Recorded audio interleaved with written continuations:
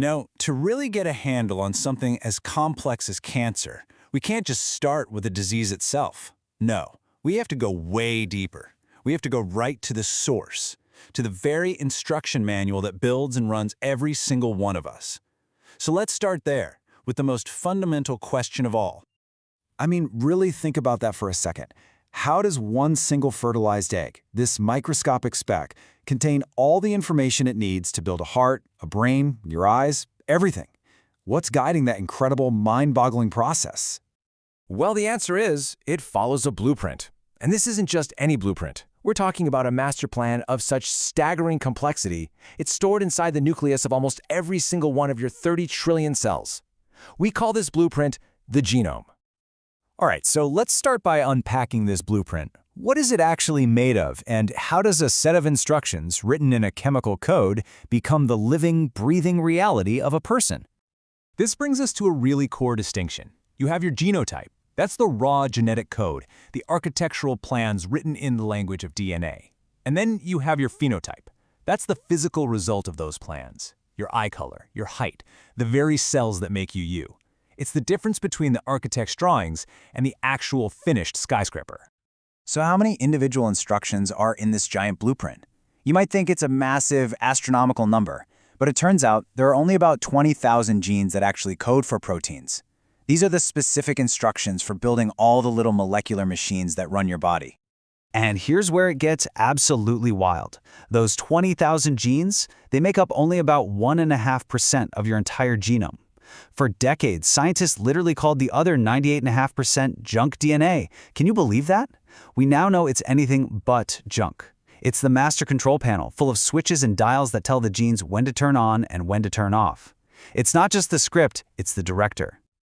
Okay, so if only 1.5% of our DNA is the code for the building blocks, how does that code translate into the actual functioning reality of a cell? How do these instructions get off the page and onto the construction site?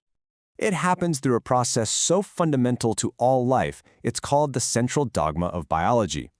First, the cell makes a temporary, working copy of a gene from the main DNA blueprint. That's called transcription.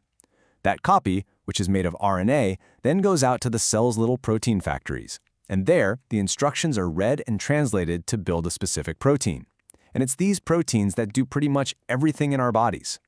And this quote just brilliantly illustrates how ancient and universal that whole process is. The Nobel laureate Jacques Monod meant that the core machinery of life, this DNA to protein system, is basically the same whether you're a simple little bacterium or the largest animal walking the earth. Life figured this out billions of years ago, and it stuck with it. And because this system is so ancient, it's also become incredibly sophisticated. The blueprint isn't just some static document sitting there. No, it's dynamic. It's a living thing, being read intelligently, with different parts being accessed at different times for different reasons. Which of course brings us to a huge question. If your skin cells and your brain cells have the exact same 20,000 genes, the same DNA blueprint, why on earth are they so completely different? How do they know what job they're supposed to do? The answer lies with these special proteins called transcription factors. Think of them like job site managers. Their job is to walk along the DNA blueprint and act like switches, turning certain genes on and others off. So a brain cell has managers that are turning on all the neuron genes, while a skin cell has different managers turning on the skin genes. This selective reading is how we get hundreds of different cell types from one single set of plans. But there's another, even more subtle layer of control. It's called epigenetics. Imagine someone going through the master blueprint with highlighters and sticky notes. These are actual chemical marks that get attached to the DNA. They don't change the code itself. The words are all the same. But they can make certain pages of the blueprint way easier to read, or kind of stick other pages together so they're much harder to read. And the most incredible part? When a cell divides, it photocopies these notes and passes them down to its daughter cells. So we have this elegant, complex, highly regulated system. It's absolutely amazing. But what happens when things go wrong? And this is where we finally get to the heart of what cancer really is.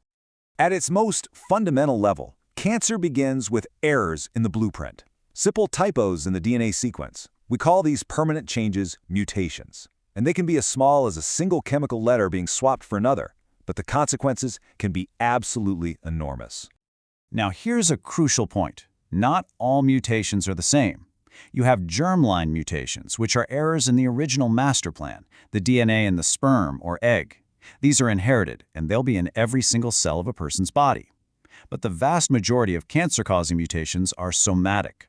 These are typos that happen on the job site, so to speak, in a single cell somewhere in your body, during your lifetime.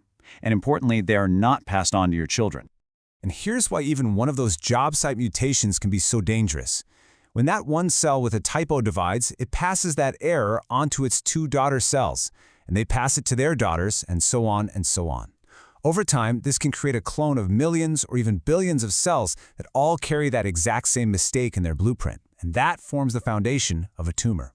So all of this leads to one final vital question. Our cells are dividing constantly. Our DNA is always under attack from the environment, from what we eat, even from its own normal processes. Typos are happening all the time. So why isn't cancer just an inevitability for every single one of us? What's standing in the way? Well, it turns out our cells have a remarkable set of proofreaders and repair crews. But that's a story for another time.